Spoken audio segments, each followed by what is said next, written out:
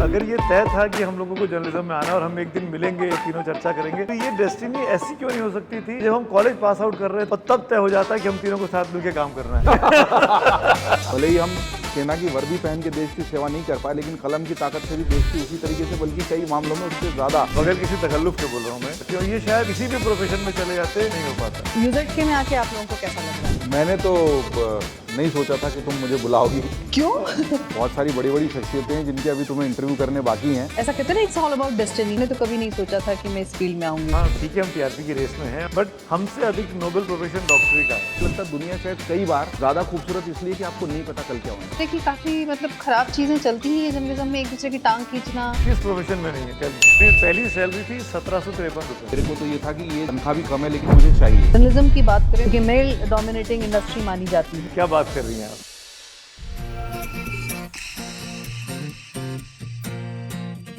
सभी के family members के अलावा कुछ लोग ऐसे होते हैं जिनसे मिलने के लिए या उनसे बात करने के लिए कुछ ज़्यादा नहीं सोचना पड़ता, और वो लोग दोस्त कहलाते हैं। आज के यूज़र के पॉडकास्ट के इस एपिसोड में मैं आपसे अपने दो ऐसे दोस्तों से मिलवाना चाहती हूँ आप लोगों को, जो अपनी अपनी फील्ड में चमकते सितारे हैं, और आज मैं ये कोशिश करूँगी कि उनकी चमक में से थोड़ा सा हिस्सा मैं ले लूँ। So let's welcome Jaideep Karnik और Sumit Awasthi. Welcome to unscripted Zindagi with Kirti podcast. शुक्रिया, थैंक यू सो मच। धन्यवाद कीर्ति। आप लोगों ने कपिल शर्मा का शो तो देखा होगा, कॉमेडी वाला। हाँ देखा तो है। वो जब भी उनके गेस्ट से पूछते हैं क्वेश्चन कि क्या आपने कभी सोचा था कि आप कपिल के शो में आएंगे, तो मैं सेम क्वेश्चन तो नहीं पूछूंगी, लेकिन यूज़र के में आके आप लोगों को कैसा लग रहा है? मैंने तो नहीं सोचा था कि तुम मुझे बुलाओगी। क्यों? मुझे लगा कि बहुत सारी बड़ी बड़ी शख्सियतें हैं जिनके अभी तुम्हें इंटरव्यू करने बाकी हैं, और दोस्त लोग तो आसपास होते हैं तो थोड़ा सा टेकन फॉर ग्रांटेड, और हमें लगता है कि हमारा क्या ही इंटरव्यू लेना, हम तो सब एक दूसरे के बारे में वैसे ही जानते हैं। और जिस तरह की शख्सियतों को तुमने अभी तक इंटरव्यू किया है, तो मुझे नहीं लगता कि हम क्वालिफाई करते हैं, पर दोस्त हैं इसलिए बैठ गए। मेरी तो चिंता ही यही थी कि हम दोस्तों को एक साथ बिठा लिया है, न जाने कौन कौन सी कब की गड़े मुर्दे उखड़ेंगे और क्या क्या पोल खुलने वाली है। वही तो मज़ा है कि अब क्या क्या निकलेगा अंदर से। शुरू में भी बोला था it was a bad idea, दोस्तों को साथ नहीं बिठाना चाहिए। नहीं, लेकिन ये सोचिए कि पॉडकास्ट नहीं हो रहा है, हम लोग बहुत दिनों के बाद मिले हैं, तो बैठ करके तो इसको फिर डम कर देंगे। नहीं, ये तो आप लोगों को डराने के लिए। बिल्कुल। अब बैक टू कॉलेज अगर चला जाए, कुछ दिन पहले ही बात हो रही थी, जबकि मेरा बेटा तो 23 साल का है। उसने मुंह से ये बोला एक बार कि मम्मा मुझे तो ऐसा लग रहा है बचपन के दिन बड़े अच्छे थे, कितना अच्छा रहता था कि खेल के आते थे, बढ़िया खाना खा रहे हैं, टीवी देख रहे हैं, कोई टेंशन ही नहीं। हमने कहा तुम 23 साल में ये सोच रहे हो, क्यों? बोले नहीं अब करियर के लिए सोचना पड़ेगा, अब क्या करना है। तो हम लोग अभी इस उम्र में अगर सोचते हैं, पीछे जाएँ, अगर अपने कॉलेज डेज में जाएँ, तो ऐसी कौन सी चीज़ें आपको लगता है कि अगर आप बैक जाएं कॉलेज और कोई चीज़ चेंज कर सकते हो, कोई बात, तो ऐसी कोई बात है जिसको आप लगता है कि चेंज करना चाहेंगे? बताइए। मैं नहीं चेंज करना चाहता। जीवन जिस तरह से मुझे मिला है, मैं उसको उसी खूबसूरती से, ये बात है कि गलतियाँ की, लेकिन वही बात है ना, जीवन की सबसे अच्छी बात ये है कि आप इसके एक क्षण पहले जो हम बात कर रहे थे, ये पानी का ग्लास जब आया कि हम चाहे ऐसा नहीं हो, इसमें लाइफ में अंडू नहीं होता, रीडू होता है। आप कोई गलती सुधार के अच्छे से करना चाहो तो अंडू नहीं होता, तो मैं कुछ अंडू नहीं करना चाहूँगा। हाँ, आज कोई काम उससे बेहतर करने की कोशिश करूँगा, हाँ कर सकता हूँ। तो मैं कॉलेज के दिनों को बहुत अच्छे से याद करता हूँ, मस्ती भी की, गलती वो फिर वही ना, वो जवानी के जिसमें गलती नहीं हो, अल्हड़पन नहीं हो, मस्ती नहीं हो, शौकिया नहीं हो। मैं कुछ नहीं बदलना चाहता। तो क्यों बदलना चाहेंगे? इतना अच्छा तो रहा था, सब कुछ अच्छा रहा सिवाय मार्क्स के। नहीं, तो ये तो मतलब एक तरीके से कहा जाए ना कि बहुत ही सेटिस्फाइड लाइफ रही है, ये कहें, या फिर उसको एक्सेप्ट किया है जैसी भी रही। Acceptance is the right word. Satisfied dissatisfied की बात ही नहीं है। वो जीवन वैसा था, उस वक्त हमारी समझ, हमारा अनुभव, देश काल परिस्थिति वैसी थी, उस वक्त जो रिएक्शन हमारे से बेस्ट पॉसिबल वो हमने कर दिया। अब रेट्रोस्पेक्टिवली वही मैं जो शुरू में कह रहा, व्हाट इफ, कि मैं इसमें ऐसा तो वैसा रिस्पॉन्ड मैं आज इस उम्र में करने की सोच रहा हूँ अपनी 18 साल वाली चीज़ को। It's not justified. आपने बहुत अच्छी चीज़ कही कि रीडू की जा सकती है। हाँ, अंडू कुछ नहीं होता लाइफ में। अगर हम लोग अपने पहले इंप्रेशंस की बात करें, कॉलेज डेज, आप अभी जैसे हम लोग बात करें तो नॉस्टैल्जिक फील हो रहा है, हम लोग पहुंच गए कैंपस में। हाँ बिल्कुल। मुझे तो वो एनुअल फंक्शन का स्टेज याद आ रहा है जब तुमने वो लोकगीत पे परफॉर्म किया था, मती वाओ मारे परनिया जी जीरो, ये जीरो जीवरो बेरी रे। इसका मतलब? तो वो जीरे की बुआई मत करो, ये मेरे जान का बैरी है, मेरा दुश्मन है, इसलिए कि तुम जब ये जाते हो जीरा बोने खेती करने तो मुझसे दूर जाते हो। ये उस तो इसका मतलब मालूम ही नहीं था। लोकगीत का पहला इंप्रेशन क्या था एक दूसरे का? अगर आप सुमित की बात करें, हमारी बात करें, सुमित आप बात करें जयदीप की और हमारी, तो हम कॉलेज की याद इसलिए नहीं कर सकते कि हमारी दोस्ती स्कूल वाली हमारी तो स्कूल वाली दोस्ती है। तो आप स्कूल का इंप्रेशन बता दी। हम तो क्लास 4th में पहली बार मिले हैं। वो जयदीप अच्छे से किस्सा सुनाता है, उसको उसकी याददाश्त बहुत अच्छी है, टचवुड। वो यही बताएंगे कि कैसे हमारी मुलाकात हुई थी। चौथी कक्षा केंद्रीय विद्यालय क्रमांक 1 नौलखा चिड़ियाघर के सामने लकड़ी की रेलिंग वाली सीढ़ियाँ, जो मुख्य द्वार से अंदर आते से ही बाएं हाथ पे एक कमरा था जिसमें टेम्परेरी बनाया गया है। शीट्स लगी हुई थी और दरवाज़ा भी वैसे ही टेम्परेरी था। और मैं वहाँ पर पहली कक्षा से पढ़ रहा था और चौथी कक्षा में लंबा चड्डा पहने, बाल घुटे हुए एक मोटा सा लड़का आता है और हमारी क्लास टीचर पूछती हैं, रोकड़िया मैडम कहाँ से आए हो? होशंगाबाद से आए हैं। ये सुमित अवस्थी से मेरा पहला परिचय। और उसके बाद हम खूब लड़े, हाँ। खूब छठी तक। फिर अग्रवाल मैडम को मैं धन्यवाद दूंगा जो हमारी बाद में क्लास टीचर रही, जिन्होंने कहा कि ये बहुत ज़्यादा लड़ते हैं, इनको साथ में बिठा दो। तो तब से साथ बैठे थे तुम्हारे पॉडकास्ट में। जबरदस्त कोइंसिडेंस है, आपके बेस्ट फ्रेंड जिनके साथ आपने स्कूल से पढ़ाई की और आपका पहला इंटरेक्शन लड़ाई का रहा। मेरी भी जो बेस्ट फ्रेंड है नीलिमा, आप लोग जानते होंगे उसको, उसके साथ भी ऐसा ही था कि जब हम लोग तुम्हारे फोक डांस, हाँ फोक डांस में भी थी, और जब वो स्कूल से, हम लोग भी स्कूल से पढ़े साथ, फिर कॉलेज में भी पढ़े, और स्कूल में हम लोग बिल्कुल एंटी, 2 ग्रुप होते थे, जिसको एक को वो लीड करती थी, एक को हम लीड करते थे। और कॉलेज में आकर के आज आई थिंक मुझे लगता है कि 35 साल तो हो ही गए हैं दोस्ती को, आज तक मतलब बहुत अच्छे दोस्त बने। तो ये कुछ ऐसा टोटका तो नहीं है कि पहले लड़ेगा जो वो बहुत अच्छा दोस्त बनेगा? मेरे साथ ऐसा और भी मामलों में हुआ है। कहानी बता दी, लेकिन फर्स्ट इंप्रेशन नहीं बताया अभी तक। आपने यहाँ से घूम कर कि मैं नहीं देखा था, तो ये भी बोल सकते हैं कि मुझे नहीं याद है। मैं बता हाँ, कीर्ति की तारीफ कर दो यार। मैं उसमें एक सच बात बता देता हूँ। मैं इनसे मिलने से पहले ना धर्मेंद्र भैया से मिल लिया। अच्छा। तो उनसे मेरी दोस्ती बहुत अच्छी हो गई, तो फिर मैंने कीर्ति की तरफ देखना छोड़ दिया।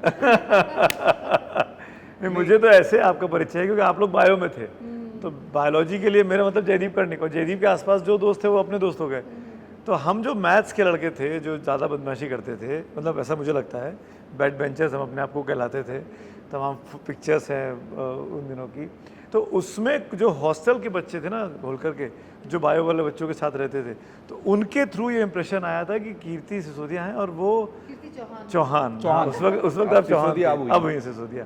कीर्ति चौहान जो है वो बहुत ही कम बात करने वाली, पढ़ाई करने वाली, और काम से आती हैं काम से जाती हैं बस, और फिर ऊपर से भैया वहाँ रहते हैं। नहीं, मैं वही कह रहा हूँ, मेरी व्यस्तता इतनी थी कि मेरे पास उतना डिस्टिंक्ट, अब जब बात हो रही तो कॉलेज के वो दृश्य सारे चेहरे के सामने कि हाँ ऐसा ऐसा होता था, ऐसा बात होती थी। और मैं थोड़ा सोशल ज़्यादा था, थोड़ा नेतागिरी टाइप भी ज़्यादा करता था, तो हर ग्रुप में हम कल भी अपने कॉलेज के साथी से मिले जगदलपुर में, तो हम यही बात कर रहे थे कि मेरी तो प्रॉब्लम ये थी कि हर ग्रुप में दोस्ती होने से कोई ना कोई गेट पे मिलता था, चलो चोरल चल रहे हो, चलो मांडव चल रहे हो, चलो महू चल रहे हो, तो मैं कॉलेज में घुसूं उसके पहले तो घूमने निकल जाता था। तो आप ट्रोल होने वाले, ठीक है ना? इतनी पोल खोल दी आपने आज, ये सब क्लिप बन बन के चलेंगे आपके, ये तो आपके दफ्तर में आप ही के साथी आपको दिखाएंगे। हाँ, मैंने इसीलिए कहा ना मैं कुछ बदलना नहीं चाहता। लोग जो जिस आत्मीयता से मिलते हैं, मतलब ऐसा लगता है जैसे हम लोग भी मिल रहे हैं। अमूमन हम लोग जैसे अगर व्यूअर्स देखेंगे तो ऐसा लगेगा कि जैसे हम लोग शायद रोज ही फोन पर बात करते हैं, पता नहीं कितने सालों के बाद इस तरह से बैठ करके बात कर रहे हैं, बट ऐसा नहीं लगता। और ये इंदौर में किसी से भी आप मिलने जाओ ऐसी ही फीलिंग होती है। बहुत ही गर्म, मतलब इतनी वार्म था ना इंदौर के लोगों में। अब देखिए ना, अब इंदौर में क्या नहीं है, जबकि इंदौर को आपने किसी महानगर से नहीं जोड़ा, इंदौर किसी बड़े रूट पर नहीं पड़ता है ट्रेन के, रेलवे के, पर लेकिन इंदौर से हर जगह के लिए स्पेशल ट्रेनें चलाई गई, इंदौर से हर जगह के लिए स्पेशल फ्लाइट चलाई गई। आज से नहीं, पिछले 20 साल से हो रही है, और वो चीज़ें बढ़ती ही जा रही है लगातार। इंदौर में कौन सा बड़ा इंस्टीट्यूट नहीं है? इंदौर में आप नाम ले लीजिए, सारे कॉलेजेस ले लीजिए, सारी दफ्तर फैक्ट्रीज ले लीजिए, बगल में 2-2, 3-3 बड़े मैन्युफैक्चरिंग हब्स हैं, पीथमपुरा है, धार है, कितनी चीज़, देवास है, पीथमपुर है, IIM है, IIT है, क्या नहीं है? मेडिकल कॉलेज है, सब कुछ है। और देश का पहला शहर है जहाँ पर IIM और IIT एक साथ खुले। खुले। तब तक कोई, अब गुवाहाटी भी हो गया, अब 2-1 शहर हो गए, पर IIM और IIT एक साथ एक शहर में हो, ऐसा पहला शहर इंदौर है। और इन सब के कैट बावजूद है, इन सब के बावजूद इंदौर में भुट्टे का कीस है, इंदौर में शिकंजी है। उसी पे आ रहे थे ये कहीं नहीं है। क्योंकि 3 इंदौरी बैठे हैं और खाने की बात ना हो, ऐसा हो नहीं सकता। तो ऐसा मैं आजकल लाइटिंग पे हूँ, हाँ। बात तो कर ही सकते हो। बात भी नहीं करूँगा। से अगर बात की जाए तो आपकी कौन सी फेवरेट डिश है साबूदाना, जिसको कि आप मतलब बगैर कुछ सोचे खा सकते हैं? साबूदाने की खिचड़ी। जोशी के दही बड़े, भैरवनाथ की रबड़ी, नागौरी की शिकंजी, एक से तो मेरा काम नहीं चलेगा। और क्योंकि आपके सोशल मीडिया प्लेटफॉर्म्स में भी देखा है कि आप जहाँ जाते हैं, है ना, खाने के बहुत शौकीन हैं आप। बिल्कुल, बस्तर की डिशेस भी मेरे कैमरे में रिकॉर्ड हो चुकी हैं और आना शुरू हो गई हैं एक एक। क्या अच्छा लगा यहाँ पर? मैं कहूँगा कि जैसे पोहे थोड़े अलग थे, लेकिन उस पे वो मटर वाली उसल डली थी। हमारे वहाँ पर मोट की उसल डलती है, आजकल वो सैनी जी थोड़ी पनीर की उसल डाल रहे हैं, सैनी के पोहे ज़्यादा मशहूर हो रहे हैं, अलग है। तो मैंने एक तो इंदौर से कंपेयर करना या बेंचमार्किंग करना छोड़ दिया, जहाँ की जो डिश है उसको एंजॉय करें। रास्ते में रुक रहे थे तो वहाँ पर जैसे जलेबियाँ बन रही थी गर्म। अब इंदौर की जलेबी बिल्कुल अलग है, लेकिन यहाँ थोड़ी सी वो गुड़ वाली जलेबी जो है वो अलग तरह की है। तो हर जगह का जो लोकल फ्लेवर होता है मैं उसको एंजॉय करता हूँ, बहुत आनंद लेता हूँ। और वो अपने होलकर कॉलेज के सामने भावरका चौराहे पे जो पोहे मिलते थे, हाँ। जो बड़े बड़े उस पर सजे हुए और इतना बढ़िया बढ़िया रंग से उसको, है ना, पोहे के ऊपर। जलेबी का तो मुझे लगता है कोई जोड़ ही नहीं, कोई जोड़ नहीं है कि कहीं दुनिया के किसी कोने में चले जाओ आप नहीं मिल सकता वो। और कचौरी भी आई थिंक वो महू वाले की कुल्फ़ी और उसी चौराहे पर एक कचौरी भी मिला करती थी। हम सबका एंडोर्समेंट कर रहे हैं। हाँ, हम सबका एंडोर्समेंट कर रहे देखिए, हैं। राऊ की कचौरी बहुत फेमस थी और हमारे कॉलेज से पास पड़ता था बाबा वाली, लेकिन अब वो राऊ की कचौरी में वो दम नहीं रहा। उसमें हम कहते थे इतनी बड़ी गोल कचौरी ऐसे उंगली लगाओ तो भाप उठती थी भप्प करके, और उसका आनंद अलग होता था। तो लेकिन विजय वाले की जो मटर की कचौरी है उसका आनंद अलग रहा। गेल्डा की, अब गेल्डा वाला थोड़ा टेस्ट चेंज कर दिया उन्होंने, लेकिन ये सब चीज़ें इंदौर की खूबियाँ हैं। रवि वाले की आलू की कचौरी जो पहले नगर निगम में थे, अब तो 3 दुकानें खुल गई आनंद बाज़ार में। ये सब चीज़ें, इसका स्वाद जहन में बसा। लाल बाल्टी की कचौरी, उसको कौन, मतलब उसकी जो हरी चटनी है, दुनिया में कोई रानड़े की है वैसे वो लाल बाल्टी बोलते बाहर सब एक तरह। I don't agree with you. जो कर्णिक साहब की जो दाल बाटी बनती थी ना घर में, उसका तो जो अंकल बनाते थे जयदीप के बर्थडे पर, अरे बाप रे बाप, क्या अद्भुत विजुअल होता है वो। तो आज भी वो कभी वो छाप जा ही नहीं सकती। घर पहुंचो, स्कूल से खेल के कूद के ख़त्म करके अंकल तैयार बैठे हैं, कंडे जल रहे हैं, उसके अंदर बाटी लगी हुई है, खूब बढ़िया मस्त। वो दाल वाफले। इंदौर का सेव रतलामी से, मतलब कहने को रतलामी सेव है, लेकिन हमने तो इंदौर में खाना सीखा। इंदौर के नमकीन की तो डिमांड वैसे भी ऐसी है कि बाहर जब जाते हैं तो मांगा ही जाता है। मैंने सुना वो शुभांशु शुक्ला अंतरिक्ष में लेके भी गया था। हाँ, तो वो तो इंदौर का नमकीन अब वैसे ही जग प्रसिद्ध हो चुका है, तो हम क्या भेजेंगे, लोग ही मंगवा लेते हैं कि उसके बिना आ कैसे गए। और अभी अगर जैसे जो रील्स का ज़माना चल रहा है कि रील्स चलती हैं, बहुत पॉपुलर होती हैं, अगर आपको आपकी लाइफ से रिलेटेड कोई रील बनानी हो, चाहे वो खाना भी हो सकता है, चाहे आपका प्रोफेशन हो सकता है, चाहे आपकी हॉबी हो सकती है, क्या ऐसी रील है जो आप बना करके चाहोगे कि वो प्लेटफॉर्म्स पर भी आए और वायरल भी हो? बाप रे, तो सोचा ही नहीं है अभी। मेरी तो खाने पीने की रील्स वैसे भी होती रहती हैं। तो अब मैं, अभी हमारा संवाद कार्यक्रम हुआ, उसके लिए देहरादून जा रहा था, तो हमने गलती से हरिद्वार वाला रास्ता ले लिया कि हम लोग 3 सीनियर साथी थे और तीनों अपने अपने काम में कॉल पे। तो हरिद्वार में हम बस बॉर्डर क्रॉस ही कर रहे थे, वहाँ पर हमको एक दुकान दिखी, उस पर लिखा था वहाँ रे रामू तेरे पकौड़े। दुकान का ही नाम ये है, वहाँ रे रामू तेरे पकौड़े। वहाँ मैंने रील बनाई, मैंने कहा यार ऐसा कौन नाम रखता है। और उस पर उन्होंने जो छोटे छोटे स्लोगन्स लिखे थे, शायरियाँ लिखी थी, वो इतनी अद्भुत थी कि मतलब पूछो ही मत। वो मेरी रील पे, तो मेरी खाने पीने की रील्स तो वैसे बनी हुई है। अब ऐसी रील जिसको लोग याद रखें तो वो तो नहीं चाहूँगा, क्योंकि मैं ऐसी रील बनाना ज़रूर चाहूँगा जो वायरल नहीं हो या नहीं जाए, लेकिन मैं चाहूँगा कि महेश्वर में नर्मदा के तट पे मैं बैठा हूँ, उससे खूबसूरत मेरी ज़िंदगी का कोई दृश्य नहीं हो सकता। अमित, आप? मैं दोस्तों के साथ होलकर कॉलेज के उस पेड़ के नीचे ठिए पे बैठे हुए हैं, नीम का वो पेड़। गाने गा रहे हैं, मस्ती कर रहे हैं, आते जाते लोगों को देख रहे हैं, टीचर को देख के छुप जा रहे हैं, ऐसे ही कुछ यादें। हाँ, लोग जिस प्रोफेशन में है वहाँ पर हर चीज़ की हेडलाइन बनाते हैं ना, कि कोई भी हमको खबर देनी है तो हेडलाइन बनेगी, या कोई इन्फॉर्मेशन देनी है तो अगर एक दूसरे की हेडलाइन बनानी हो कि पर्सनालिटी है, जो जयदीप की पर्सनालिटी है, जो आपकी पर्सनालिटी है, जो हमारी पर्सनालिटी है, कि एक हेडलाइन देनी हो, या इसको ये कहा जा सकता है कि सिंगल वर्ड में अगर कैसे डिस्क्राइब करेंगे उस पर्सन को। हाँ, आपने सोच के लगा, हमारे लिए तो आपने बाउंसर मारा है, लेकिन मैं एक्सटेम्पोर अगर सोचूं तो कीर्तिमान देश का अभिमान, कीर्तिमान देश का आपके लिए जो आप काम कर रहे हैं, जिस तरह के आजकल आपके वीडियोस बन रहे हैं, इंटरव्यूज़ हो रहे हैं, तो आपके लिए कह सकता हूँ मैं। और जयदीप तो जय हो ये हमारा पेट है, आज से नहीं है, ये बगैर किसी सोचे समझे है, सालों से चला आ रहा है, जय हो भीतर और बाहर से उतनी ही खूबसूरत हमारी दोस्त कीर्ति, ये तुम्हारे लिए कहना चाहूँगा। और सुमित के लिए तो शानदार दोस्त के अलावा कुछ नहीं कहना। ये बड़े मज़े की बात है कि हम तीनों एक ही प्रोफेशन में आए, और ऐसा कहते हैं ना, इट्स ऑल अबाउट डेस्टिनी। मुझे अपने केस में तो लगता है, बिकॉज मैंने तो कभी नहीं सोचा था कि मैं इस फील्ड में आऊँगी, बट आपके फादर क्योंकि इन्फॉर्मेशन सर्विसेज से थे और आपके फादर भी जर्नलिज्म में थे, ऐसा सोचा था या ये भी ऐसा हुआ कि डेस्टिनी रही? अपने बारे में बता सकता हूँ कीर्ति आपको, इनफैक्ट आपको पता भी होगा, जिन लोगों को नहीं पता है उनके लिए है, ये सोचा नहीं था कि इसमें आना है, ये मजबूरी में आया था मैं। मेरा तो शुरू से था कि डिफेंस में जाना है, और उसके अलावा कोई तैयारी थी नहीं। अब न्यूज़ का ऐसा हुआ कि क्योंकि घर में न्यूज़ का माहौल था, पापा न्यूज़ में रहे, आकाशवाणी और दूरदर्शन के समाचार नोट करना, लिखना, बाकायदा ये सब चीज़ें घर में अपब्रिंगिंग का हिस्सा रहीं, तो उसके अलावा कुछ आता नहीं था। तो फिर ये हुआ कि एमए करते करते जर्नलिज्म का कोर्स किया दिल्ली में रहते हुए। दिल्ली में रहने का फ़ायदा था कि आप दिन में एमए क्लासेस कर रहे हो, शाम को आप पीजी डिप्लोमा कर रहे हो, और उसके साथ सफ़र चल पड़ा। तो कुछ और चीज़, तीसरी चीज़ सोची ही नहीं थी, तो ये मैं मजबूरी में आया था, ना कि सोच के आया था। पर लेकिन जब वंस यू आर इन, तो आपको लगता है कि यही आपका पैशन था, शायद इसमें आपको मज़ा भी आने लगा। आई थिंक ऐसा होता है ना कि डेस्टिनी ले ही आती है आपको जहाँ के लिए आप बने होते हो। आपको भी ले ही आई? हाँ, मैं ये कहूँगा, मैं तो सोच के आया, बल्कि यू टर्न्स लेके आया ज़िंदगी में। और मेरी यात्रा तो शायद पत्रकारिता के लिए बना था, ऐसा मानूंगा।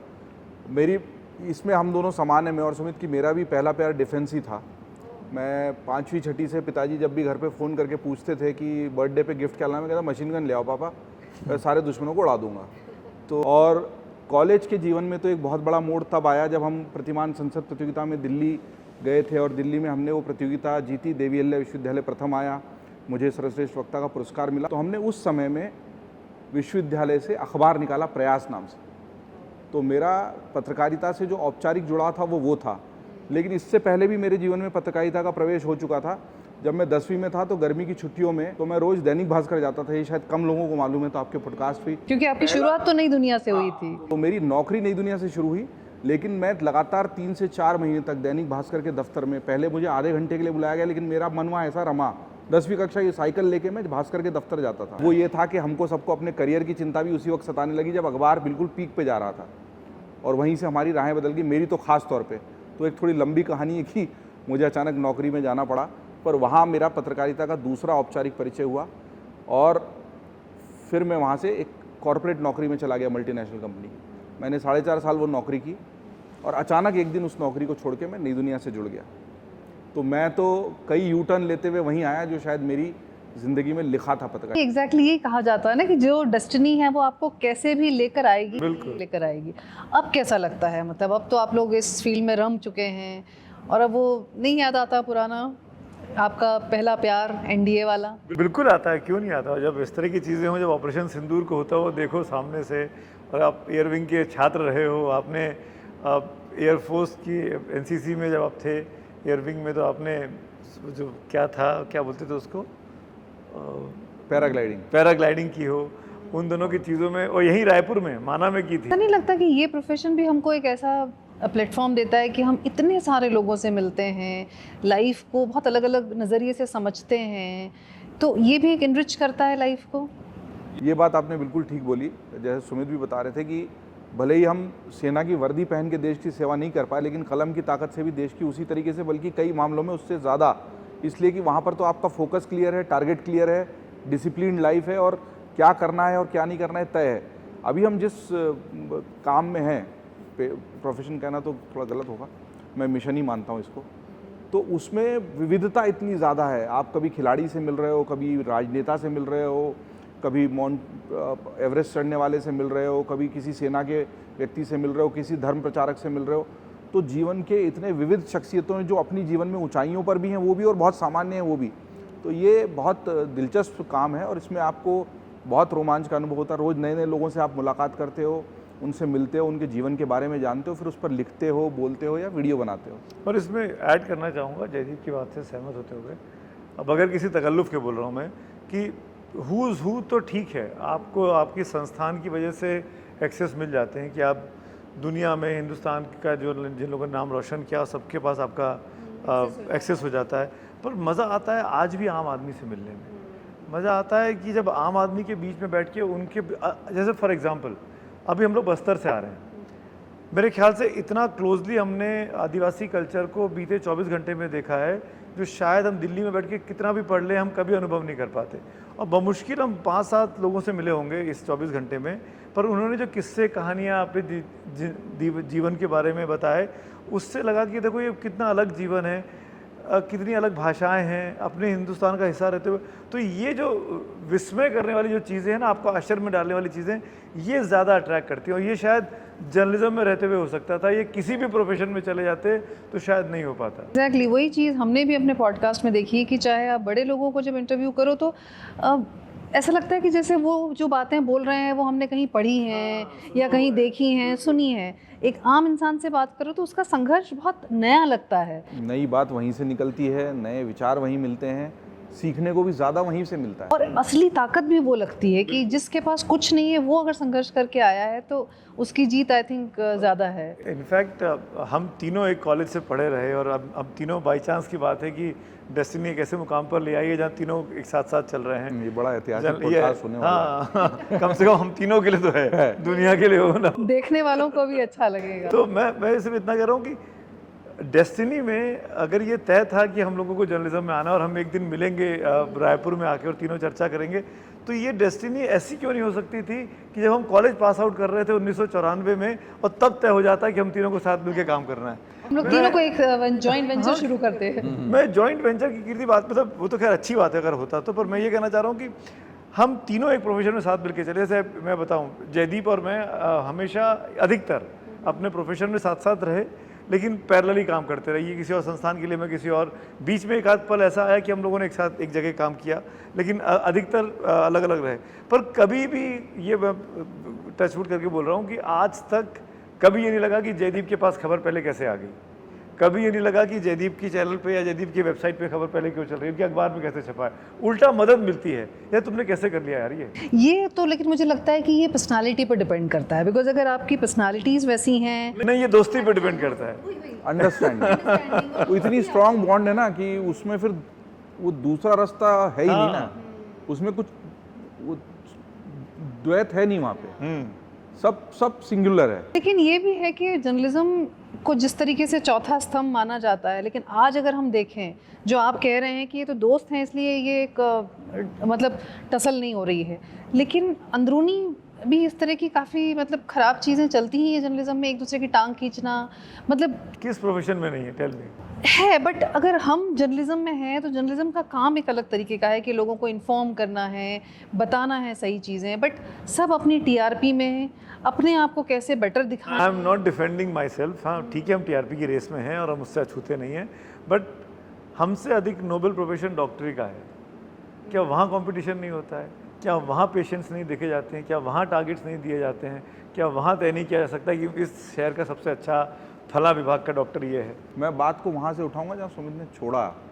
तो सुमित जिस आदर्शवादी और रूमानी दुनिया की बात कर रहे हैं, वो आदर्शवादी और रूमानी है इसलिए वो सच नहीं है, वो कल्पना है, वो ख्वाब है, वो तसव्वुर है जिसको हम सोचते हैं कि ऐसा हो तो कैसा हो, यही होता है तो आखिर यही होता क्यों है वाली बात तो सच है ना, यही होता नहीं है। हमको दो बातें हैं, एक तो ये है कि दुनिया इतनी आदर्शवादी होती तो मुझे नहीं पता उतनी खूबसूरत होती कि नहीं होती। दुनिया की खूबसूरती ये है कि तमाम बुराइयों में भी हम अच्छाई ढूंढने की कोशिश, बुराई है ही नहीं तो अच्छाई को हम पहचान भी कैसे पाएंगे, पहली चीज़ ये। दूसरा, अगर हमको शुरू में ही पता हो कि हमारी डेस्टिनी क्या, हमारा भाग्य क्या है, तो इसकी जो अनिश्चितता है, उसमें जो ब्यूटी छुपी है, उसमें जो खूबसूरती छुपी है, हमें पता ही नहीं होता कल क्या होगा। मुझे नहीं पता था कि मैं पत्रकारिता में जाऊंगा या नहीं जाऊंगा, तय किया था पर जाऊंगा।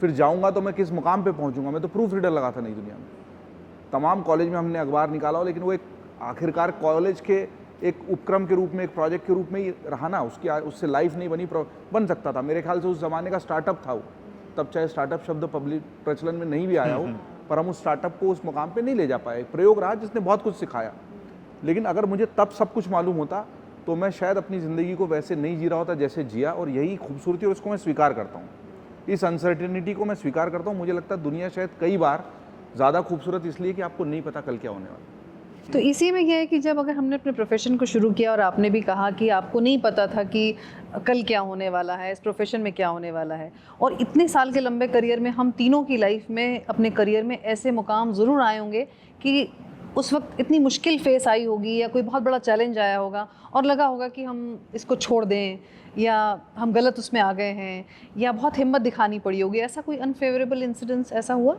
बताइए, यू स्टार्ट। बहुत होंगे, बहुत होंगे, इसमें तो ग्रंथ लिखे जा सकते हैं। मतलब मैंने कहा ना, ज़िंदगी उतनी आसान होती तो शायद उतनी खूबसूरत नहीं होती। इन तमाम मुश्किलों के साथ मैं यहाँ हूँ, इसीलिए तो मैं उसको उस तरीके से चेरिश कर पाता हूँ। क्या ऐसा, कौन सा ऐसा इंसिडेंस था जिसको आप बिल्कुल जहन से कभी भूल ही नहीं सकते?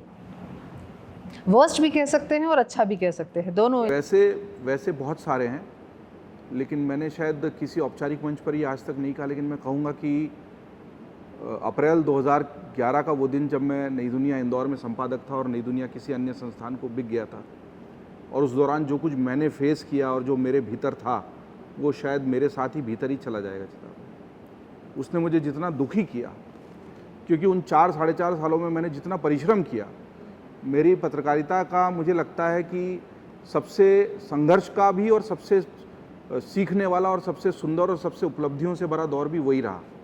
उसके बाद मैंने जो भी उपलब्धि हासिल की, उसके ऊपर वो टीस या वो कसक भारी रह जाती है। क्या हुआ था ऐसा? क्या वो मेरे ख्याल से ऐसी बातें हैं जिनको शायद मैं अभी तो नहीं करना चाहूँगा, शायद आगे किसी मुकाम पे, पर वो खलिश रहेगी ज़िंदगी में कि ऐसा हुआ। अच्छा बुरा क्यों, कौन जिम्मेदार, इस पर बहुत सारी बातें हो सकती है, लेकिन जैसे आपने कहा ना बुरा दौर आता है, वो बहुत बुरा दौर था। और ऐसे प्रोफेशनली और भी चैलेंजिंग और भी बुरे दौर आए। आई थिंक ये नहीं लगता आपको कि अगर वो नहीं हुआ होता तो आज आप यहाँ नहीं होते? इस तरीके से भी लिया जा सकता है। नहीं, मैं आपसे ये कहूँगा कि व्हाट इफ होता नहीं लाइफ में। मेरे को एक बहुत सीनियर प्रोफेशनल ने, जब मैं अपनी ज़िंदगी के करियर के शुरुआती दौर में था, तभी उसने कहा था कि व्हाट इफ मत करना अगर ज़िंदगी में। और मैं बहुत यंग था, ट्रेनी था, सीख रहा था, और वो विदेश के एक बहुत बड़ी कंपनी के सीनियर पोस्ट के व्यक्ति थे, और कुछ हुआ जो मुझे लगा नहीं होना चाहिए था। और मेरी एक बल्कि ख़राब आदत रही, वो पूरी तरह छूटी भी नहीं। व्हाट इफ ज़्यादा करता हूँ लाइफ में। सुमित तो दोस्त हैं, ये जानते भी हैं। मेरी सुई अटक जाती है तो वो हिल नहीं पाती है, क्योंकि मैं पता नहीं क्यों कुछ चीज़ों को उस रूप में बर्दाश्त नहीं कर पाता हूँ जैसी वो हैं। लेकिन मैंने इसी को शायद परिपक्वता या मैच्योरिटी कहते हैं कि सीखा है। लेकिन उस व्यक्ति ने मेरी प्रोफेशनल लाइफ के बहुत अर्ली स्टेज में मुझे कहा था कि यार एक बात ध्यान रखना, ये जो इंस्टेंस है ये तो तुम मुझसे डिस्कस कर रहे हो, तुम्हारी लाइफ में ऐसे बहुत मकाम आएंगे जब इस तरह से तुम्हारे से कोई सीनियर डिस्कस भी नहीं करना चाहेगा, और डिस्कस करोगे तो तुम्हें वो गलत जज करेगा। इसलिए व्हाट इफ मत करना। तो आप जैसे कह रहे हो ये नहीं होता तो शायद यहाँ नहीं होता, अब वो तो वही है कि ऐसे व्हाट इफ से तो दुनिया भरी पड़ी है। भारत पाकिस्तान का विभाजन नहीं होता तो क्या होता। लेकिन भूल गए ना कि सामने भी पत्रकार ही बैठा है। हाँ, आज थोड़ी ऑकवर्ड सिचुएशन तो है। आखिर हम सवाल पूछकर लोगों को घेरने के आदी हैं, आज उल्टा हो रहा है। इस सवाल पे इनका जवाब रह गया। मेरे तो बुरे दिन कैसे गुजारे, क्या खलीज दिल में है? नहीं, मतलब फॉर एग्जांपल जर्नलिज्म में आऊँगा नहीं सोचा था।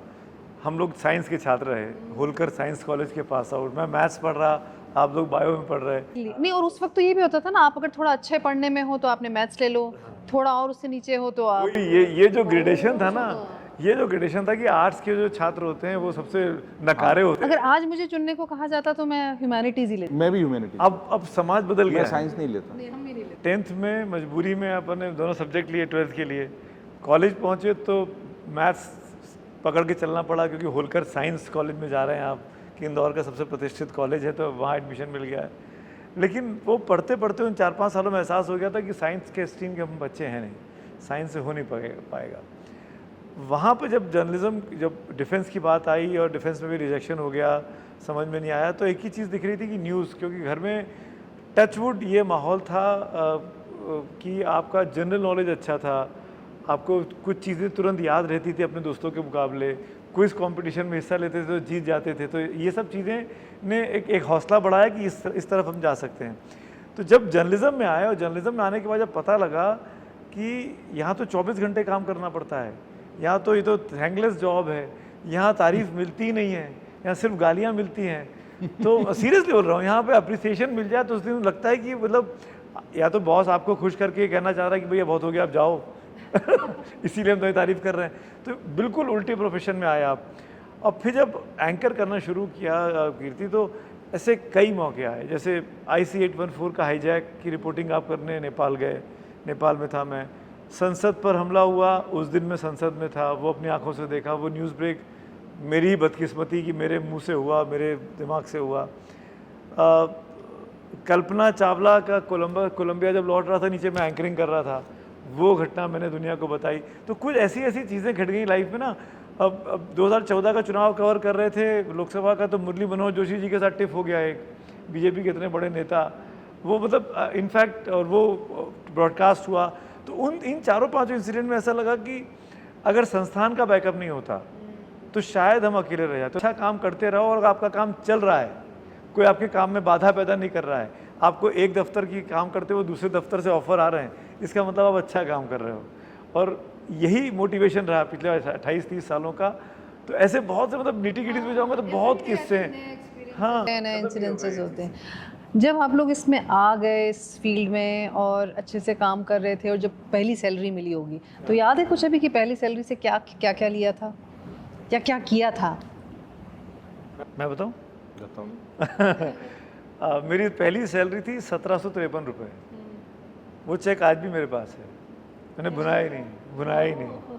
और क्योंकि ज़रूरत नहीं थी, सिर्फ मतलब इस चीज़ के लिए नहीं कर रहे थे काम की, अपना पेट पालना है। पापा मम्मी के साथ थे, पापा काम करते थे, तो वो पहले तो आके पापा मम्मी के कदमों में रखा गया, फिर वो मम्मी ने उठा के भगवान के कदमों में रख दिया।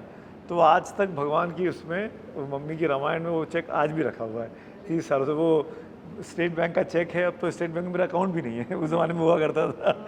वो अब पीला पीला हो गया पूरा, लेकिन है आज भी। इसको लेमिनेट करवा लीजिए, लेमिनेट करवा के रख लीजिए। मतलब मेरे को पता नहीं क्यों ये जिंक्स है मन में कि जब तक वो भगवान के पास है ना, तब तक मैं सुरक्षित चल रहा हूँ, तो मैं वहाँ से निकालना नहीं चाहता हूँ। मैं भगवान का मंदिर, हमने 3-4 घर बदल लिए, जगह बदल ली, पर वो मंदिर और मंदिर के अंदर की रामायण और रामायण के अंदर का वो चेक वैसे ही रखा है।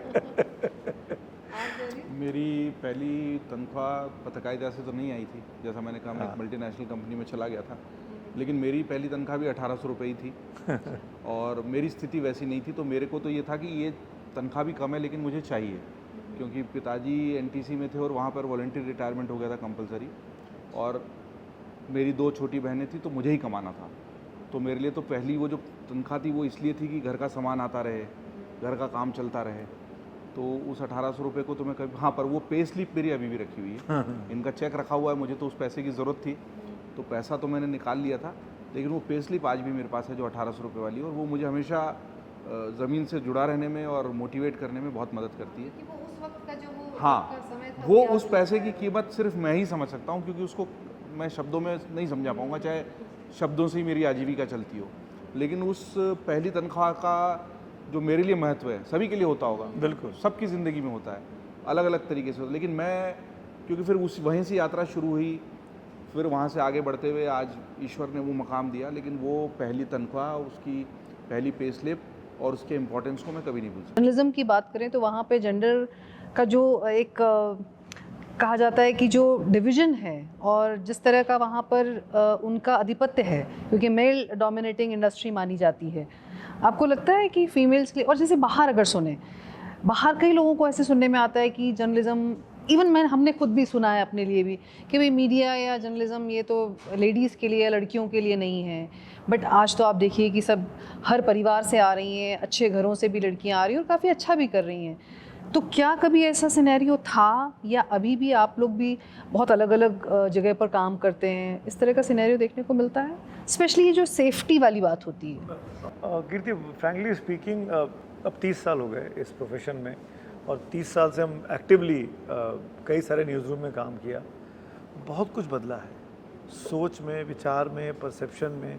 ये बात बिल्कुल ठीक है, 30 साल पहले लड़कों के लिए भी मीडिया में आने को लेकर माँ बाप बहुत उत्साहित नहीं होते थे कि आप क्या झोला छाप काम करने जा रहे हो, क्या खादी का कुर्ता पहन के घूमोगे फिरोगे। अब उल्टा हो गया है, अब तो लड़कियां लड़कों से आगे हैं। लड़कियों के माँ बाप, मैं कईयों को जानता हूँ एज अ पेरेंट, जो अप्रोच करते हैं कि हमारी बेटी अभी फर्स्ट ईयर में आई है, हम उसको जर्नलिज्म के किस कॉलेज में भेजें, क्या करना चाहिए। लेकिन ये जर्नलिज्म की पढ़ाई की बात एक अलग है, लेकिन जब हम नौकरी का सिनेरियो में आते हैं, अभी रिसेंटली मैंने काफ़ी रिनाउंड पत्रकार हैं पालकी शर्मा, उनका इंटरव्यू मैं कहीं देख रही थी, तो वो बात कर रही थी कि लेडीज़ जो होती हैं, और मैं अपने पर्सनल एक्सपीरियंस से भी कहूँ तो मैंने भी बहुत सारी ऐसी चीज़ें फेस की हैं कि उनको बहुत टीका टिप्पणी बहुत की जाती है। पहली चीज़ तो कि उनको इंटेलेक्चुअल समझा ही नहीं जाता है कि अगर आप किसी मेजर कोई डिस्कशन या एनालिसिस में बैठाना है तो वो कोशिश की जाती है कि मेल एंकर को बैठाया जाए, कि उनको लगता है ऐसा, मतलब ये परसेप्शन है। और उनका भी कहना था कि उनके कपड़ों पर टिप्पणी हो रही है, उनके बाल पर टिप्पणी हो रही है।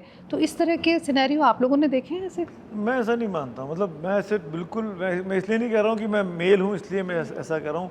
मैं इसलिए ऐसा कह रहा हूँ कि मेरा अपना मानना ये है कि मेरे इतने न्यूज़ रूम्स के और इतने लोगों के बीच में काम करने के बाद मैंने अमूमन देखा है कि female workers are much more sincere, much more dedicated than male workers and much more smart. का सवाल कैसे टैकल करना है, सिचुएशन को कैसे हैंडल करना है, अगर वो आउटडोर काम कर रही हैं तो कैसे मैनेज करना है। They are much more capable than any of the boy, any of the mail.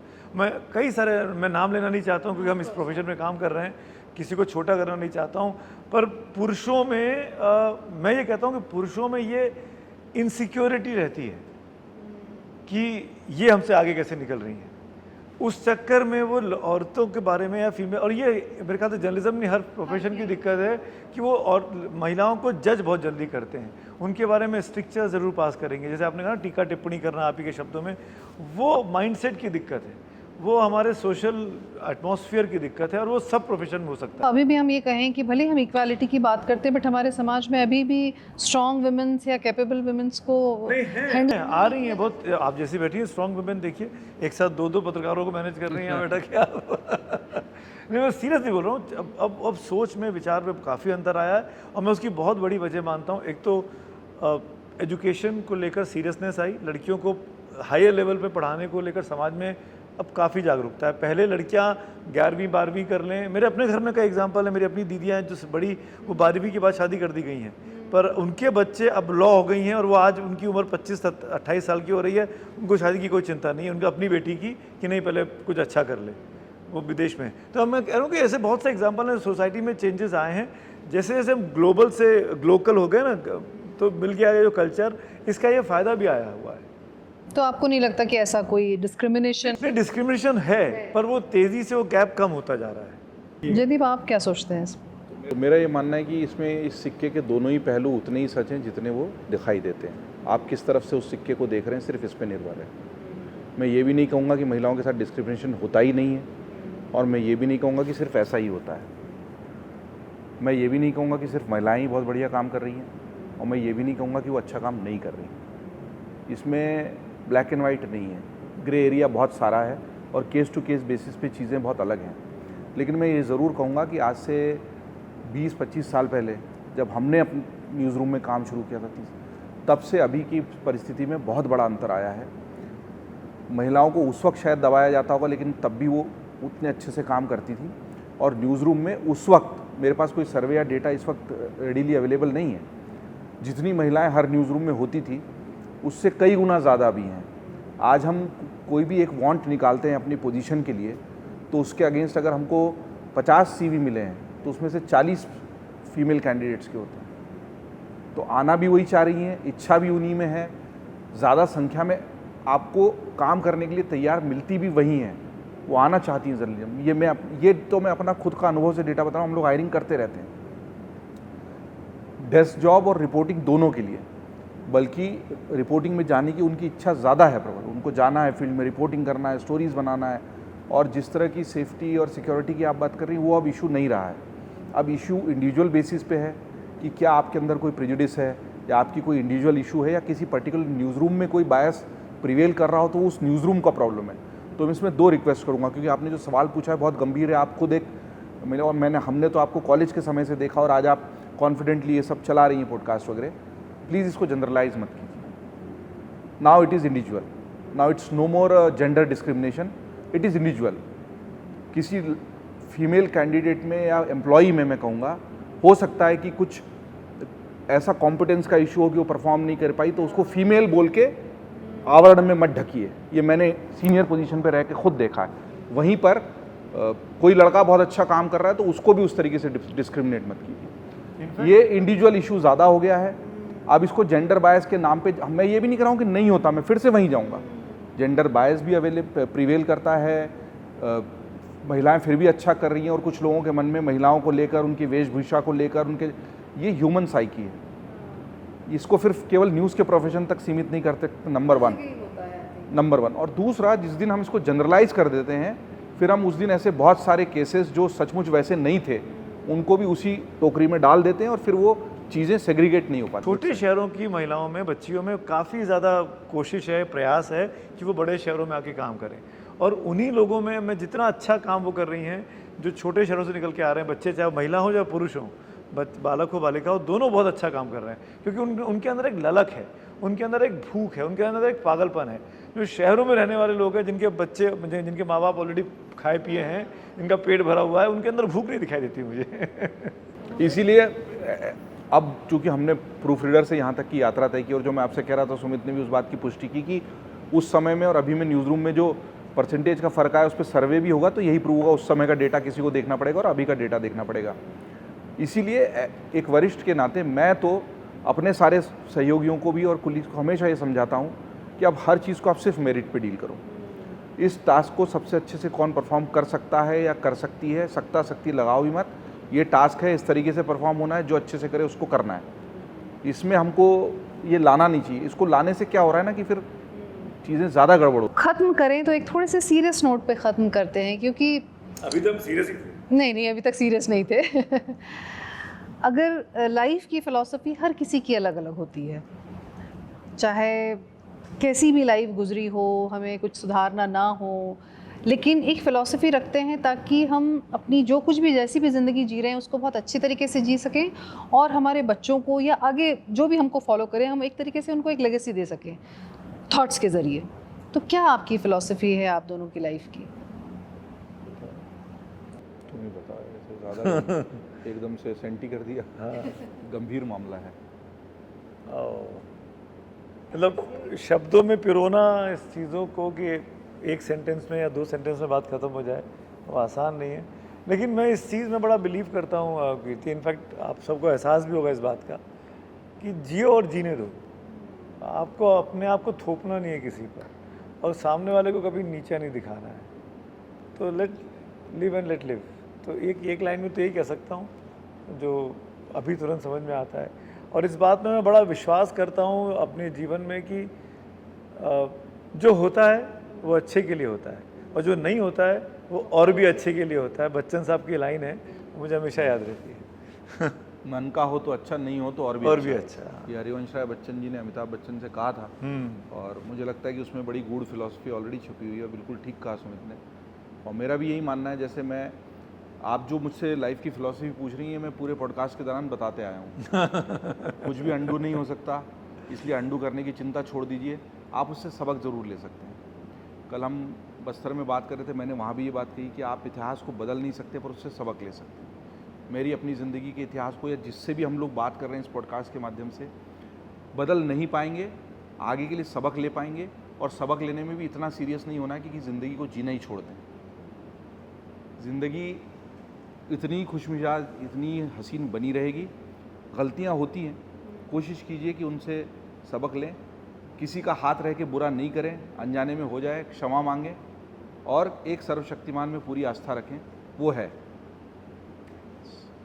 Thank you so much. मतलब ये कॉन्वर्सेशन खत्म करने का मन नहीं हो रहा है, लेकिन खत्म करना पड़ेगा, बिकॉज़ आई थिंक 1-1.5 घंटा हो गया है। आराम पता ही नहीं चला। बिल्कुल। Thank you so much for being a part of our show. Thank you. बहुत सारी आपको बेस्ट विशेस की, बहुत और ऐसी तरक्कियां करते सेम टू यू। हमारी तरफ से भी आपको बहुत शुभकामनाएं। आप ऐसे ही बहुत अच्छे साक्षात्कार करती रहें और खूब अच्छी पत्रकारिता भी करें। Thank you so much. आज का ये जो एपिसोड रहा है मेरे लिए तो बहुत ही रिफ़्रेशिंग एक्सपीरियंस था, क्योंकि दोस्तों के साथ जब आप मिलते हो तो फ्रेश फील करते हो। जैसे कि जयदीप ने कहा कि आपको ज़िंदगी में एक छोटी सी ज़िंदगी मिली है, इसको बहुत हंसी खुशी के साथ जीना चाहिए। तो जब भी आप अपनी लाइफ को रिफ़्रेश करना चाहें तो ज़रूर अपने स्कूल और कॉलेज के दोस्तों से मिलें और अपनी लाइफ को रिफ़्रेश करें। और आज इस पूरे कॉन्वर्सेशन में एक मुझे बहुत ही जो गहरी बात समझ में आई वो ये आई है कि अमूमन हम लोग उन लोगों से इंस्पायर होते हैं या मोटिवेट होते हैं जिन लोगों से हम कभी मिले भी नहीं होते हैं। लेकिन हम अगर अपने आसपास देखें या अपने दोस्तों को देखें तो हमें ऐसे कई लोग मिल जाएंगे और ऐसी कई कहानियाँ मिल जाएंगी जो हमें इंस्पायर कर सकती हैं और मोटिवेट कर सकती हैं। तो यूज़ेड के पॉडकास्ट के माध्यम से हमारी भी यही कोशिश रहती है कि हम आपकी लाइफ में कुछ वैल्यू ऐड कर पाएँ और आपको नए नए लोगों से मिलवा पाएँ, नई नई इन्फॉर्मेशन दे पाएँ। अगले एपिसोड में फिर मिलेंगे। Till then take care and bye.